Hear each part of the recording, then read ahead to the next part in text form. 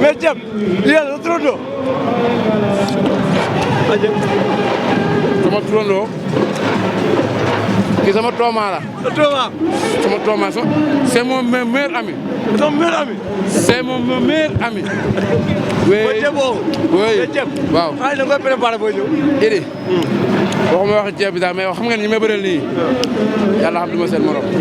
combat bien sûr laa ko jël.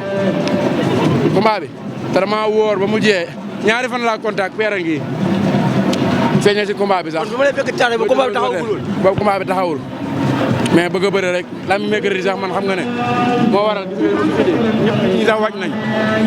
ak Seexul Xadim da mercredi daa bëre si biir bëre bi ñu gis ne toujours moom sa tànk yi la jëm. waaw toujours mais gis nga bër.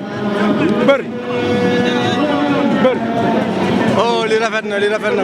so lamb la wi ma te mérité woo def nga loo ma daane mais yàlla moo ànd ak man rek mënuma la billaay walaay. fi ñu ngi si biir bëre bi mu yegg la fu sori la yegg. yow xam nga dama mën a bëre. waaye moom daa mën a bëre. non daanaan la wax dëgg yàlla. combat mooy meilleur combat la ne waxal. ba maanaam dañoo joxe. daa mel ni top 5 am na kër. dañoo bëre lu rëy ah. top 5 daa mel ni am na kër.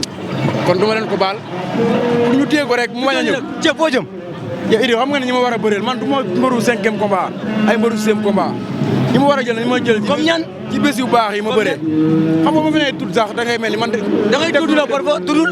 6 combats la am 5 victoire benn défaite. waaw léegi da ngay wax say morom. ki ma mën a bañ ki ma mën a bañ bariwul. waaw léegi li mu la ñaar. am na fi boo yoo xam ne war nañ sama ay combat man ak ñoom ñooy mbiijoo mbaajoo. comme ban booy fu nañu fay jaar. comme ban booy. waaw du ma tudd tur kii nii li tax ma jël ko nii xam nga dafa am benn grand frère am.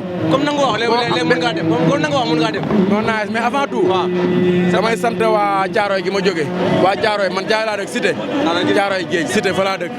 yaa ngi dégg di sant waa Bawol maa ngi leen di sant waa réew ma Réfan Nguy Candi Guèye Ndareb Boox su ma limbee damay jum jaa ngi Réfan yaa ngi ñëw maa ngi sant sama gars yëpp ku si mel ni sama grand Dagaloo Abdoulaye Diouf Baye Diouf borom tamaate ji ñoom Basloo sama gars yi jógee Bawol ñoom Maam Jibi su ma luwee damay jum ñoom Abdouloo normal bu sant waa Caaroy gépp di sant xool yaa aw maa ngi koy sant Seydi Ndiaye Lo maa ngi koy sant moo ko yaa Kumba Seydi Aliou Faye barke yonent bi wuy ma ñooñu koor gi laa la xoolal dañ maa téye en charge di ma defar ay plat ceeb yoo xam ne maanaam jën yoo xam ne dañ koy roof xoolal ba diw ko xam nga roof bu mujj yow jën wi nii man maa xotaan kër ga roof bu mujj la maa leen a fekk ñuy roof jën wi mujj ma leen woowu laa gën a itewoo parce que roof bu mujj da nga koy roopar jël sa loxo yi diw ko ji bu ko defee la muy saf jërëjëf barke yonent bi maa leen sant leen gërëm kii sama grand Abou Sefa mais ñi ma war a jël